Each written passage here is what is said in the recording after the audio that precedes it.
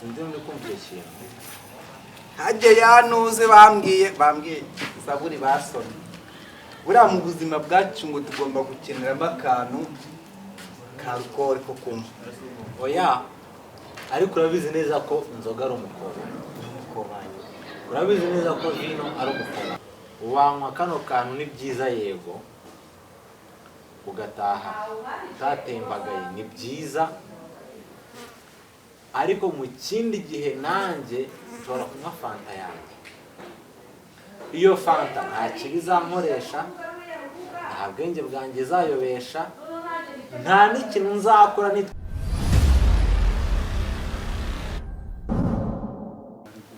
Very common. Mwiriwe. Simwa ikintu ufite bakitamo. Oya wikora udashya. Tayo komeza rya Yesu. Yesu. Umusaza rero buriya turi inshuti bimaze igihe. Ese ko tubanuka utasoma akira mu uramenye musore wanjye, uramenye mu izina rya Yesu tukahambirwa. Mu izina rya Yesu. Reka maze. Se wagwenyeho wabice. Reka maze mvira ikintu kimwe.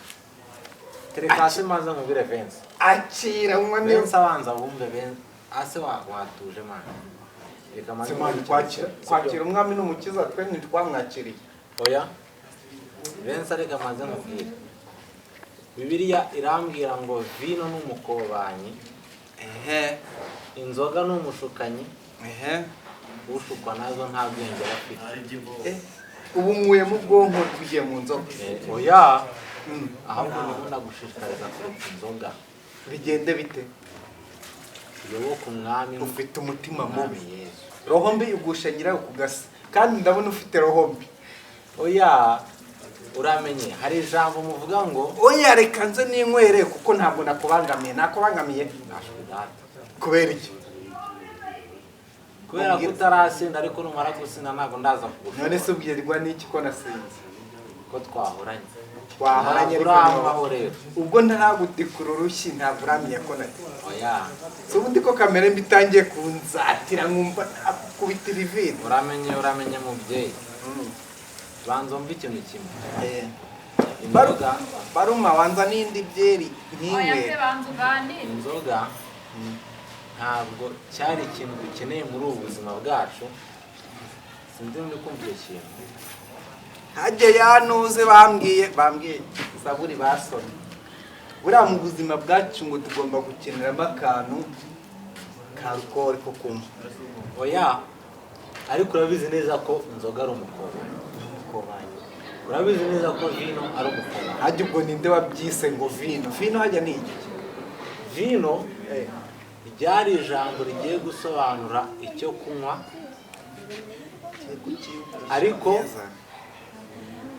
ntabwo vino yose ntabwo ari inzoga, kuko vino ni umuvinyo bisanzwe, kandi habaho vino idasembuye, hakabaho na vino isembuye. Ngaho gerageza mu impamvu yatuma ndeka kunywa ifatika. Ikintu cya mbere batubwira ko inzoga zikubaganisha. Zikubaganisha neza. Inzoga zituma wakora ikintu wowe ubwawe n'umutimanama wawe utigeze utekereza ariko ubona. Ese birangiye dukundanye noneho ngaho nyumvira. Zitangiye kugupangisha ubutinganyi. Njye nawe ntabwo twakundana. Twaba inshuti. Uvuze? Twaba inshuti, ariko njye nawe ntabwo twakundana.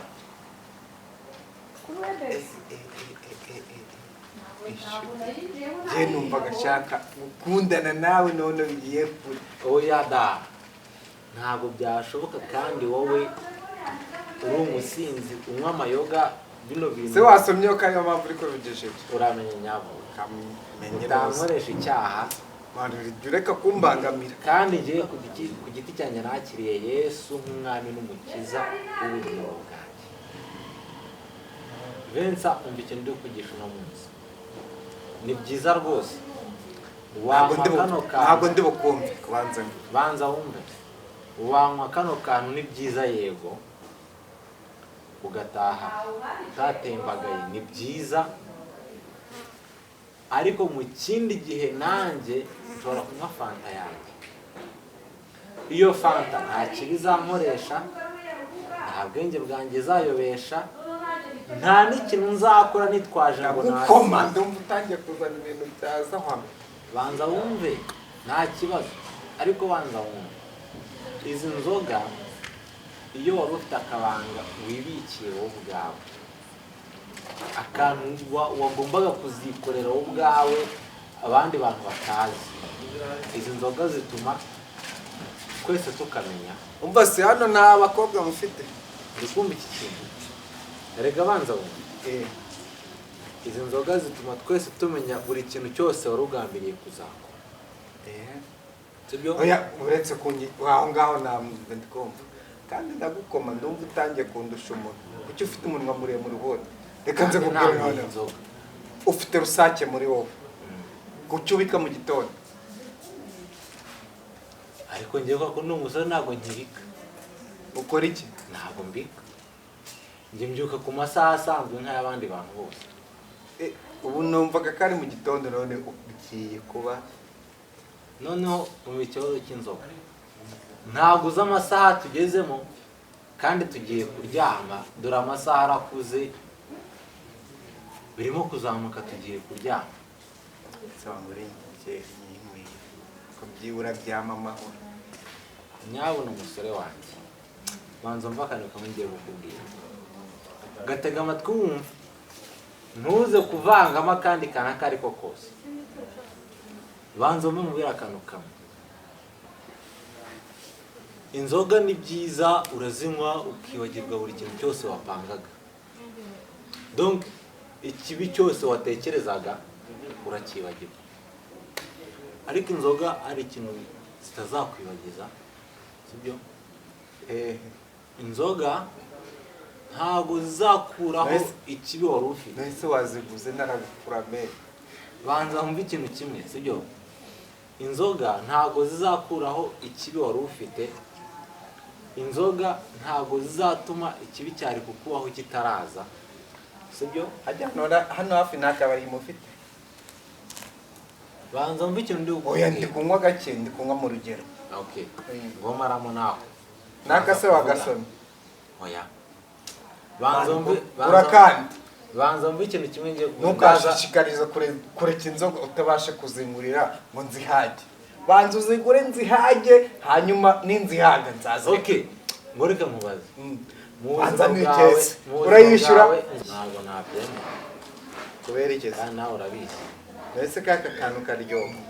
Ntabwo bishobora ko nudasoma ndaku uramenye wa mugabo. Umva basoma gutya. None ikintu kimwe ugomba kumenya, sibyo? Umva banza wumve ikintu kimwe, sibyo? Mani turi inshuti n'umugabo. Turi inshuti ariko utarakira Yesu. Ariko utarakira Yesu. Okay. Yesu. Ngaho Yesu twaramwakiriye yadusigiye ifunguro ritagatifu none adusigira icara hamwe na divayi tuba tugomba gusomeza. Ngaho niba wariye uba ugomba kunywa. Ngaho icara neza umbwire ngo niyo mpamvu bavuga ngo iyi mirimo yawe yashimwe n'Uwiteka, unywa vino yawe nta kibazo kirimo. Niyo mpamvu bikanyibutsa undi murongo uri muri Timote uvuga ngo ntukanywe amazi yonyine. Warabisomye? Jya ubona akadivayi gake. Nangiye kubyumva niba warabisomye. Ariko ntabwo bivuze ko ngiye kunywa. Timoteyo kangahe? Umurongo wa banzu. Timoteyo umurongo wa mbere. Ariko akaba Timoteyo wa mbere umurongo wa 5:25. Akavuga ngo ntukanywe amazi yonyine, ariko ntabwo ngiye kunywa inzoga. Inzoga bakuzaniye cyoho.